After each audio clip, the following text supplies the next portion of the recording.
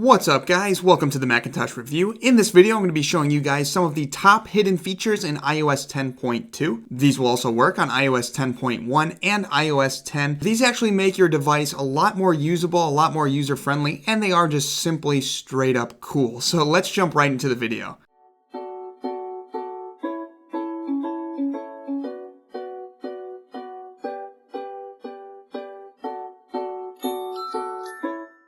So first off, if you have a folder with a lot of applications that have notifications, such as social networking apps, you can go ahead and 3D touch on that folder to see a list of the applications with notifications, and then you can go ahead and actually click on one of these applications to open it directly. This makes it a lot easier if you have a lot of apps with notifications and you can jump right into each one individually without having to open the folder itself. Super useful. If you're typing text anywhere on your device and you actually need to move the cursor, you used to have to use the magnifying glass method by holding your finger down here on the screen and moving the cursor around that way. If you have a 3D touch enabled device, you can make this a lot more accurate by using 3D touch, pressing and holding and moving the cursor back and forth here on the screen. It makes it a lot more like a MacBook trackpad, which is pretty cool, and I've found this to be a lot more accurate than just tapping on the screen or using the magnifying glass method, so hopefully you guys enjoy that one. If you are in Safari and you long press on the refresh button in the upper right, you will get a request desktop site link. This is useful if you want to check out the full version of a website, which can be better at times than the mobile version of a website,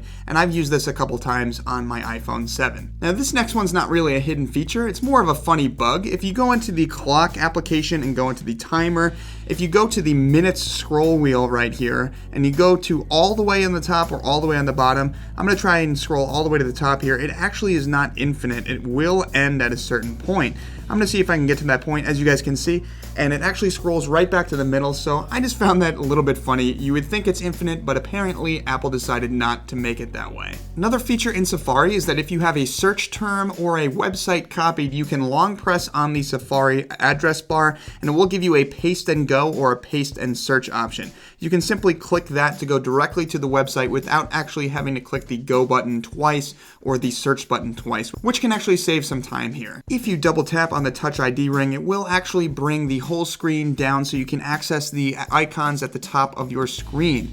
A lot of you guys thought that this maybe was a glitch, but this is actually called Reachability, and it was marketed on the iPhone 6s, and it hasn't really been marketed since, but it gives you an easy way to actually access the icons at the top of your screen. For those of you who are using a bigger phone like the iPhone 7 Plus, this might actually be very, very useful. If you swipe down from the home screen and search for an app or see the list of apps right here, you can actually 3D touch on the app to get all of the same options that you would get when 3D touching on it on the home screen. This is useful for those of us that have a lot of folders or a lot of applications and simply want quick access to all of the functions of the applications right here in front of us without actually having to go to the application itself. Something to spice up your texting life is when sending a message, you can actually get effects with your messages by long pressing or 3D touching on the send button before sending a message. You can then choose a bubble effect or a screen effect, and if you've received one of these messages, this is how people actually are sending them. You can choose an effect right there just to send the message with, which is pretty cool if you ask me, just to add a little bit of pizzazz to your text messaging. Another cool feature is you can actually use your iPhone as a magnifying glass. All you have to do is go into the Settings application, go into General,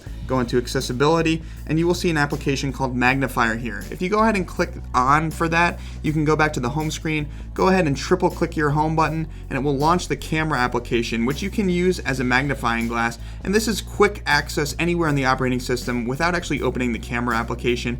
And you can go ahead and click the home button, go right back to where you were on your phone, and it makes it very, very easy for those of us who want to use the phone as a magnifying glass. If you find yourself constantly switching between this alphabet keyboard and this number keyboard down here, make your life easy and simply hold on the punctuation keyboard, go ahead and drag your finger to whatever punctuation you want to include, and then release. It brings you right back to the alphabet keyboard, and this reminds me a lot of Swipe on Android, and it definitely saves some time when using your device and typing a message. Lastly, if you want to undo typing on your iOS 10 device, simply grab your device and go ahead and shake it. You will get an option that says undo typing. You can go ahead and undo it. If you want to do the same but redo the typing, go ahead and shake it again. You will get a redo typing option. You can redo the same typing that you had right there. Very easy way to undo typing without actually backspacing at all if you're typing a very large message. So those are some of the best hidden features in iOS 10.2. These will also work in iOS 10.1 and iOS 10. Hopefully you guys enjoyed this video. If you did, be sure to smash that like button and be sure to subscribe for more videos. I've also got a bunch of videos and annotations right here for you guys to check out, so go ahead and check out any of my other videos. Hopefully you guys enjoy those as well. I will have a couple of links in the description for you guys to follow me on social media like Twitter, Facebook, Google+, Instagram, and my website page. And I will also have some links for you guys to get paid iOS and Android apps for free. But thank you for visiting the Macintosh Review. Stick around for more videos, guys, in the near future, and stay awesome. I will catch you next time. Peace out.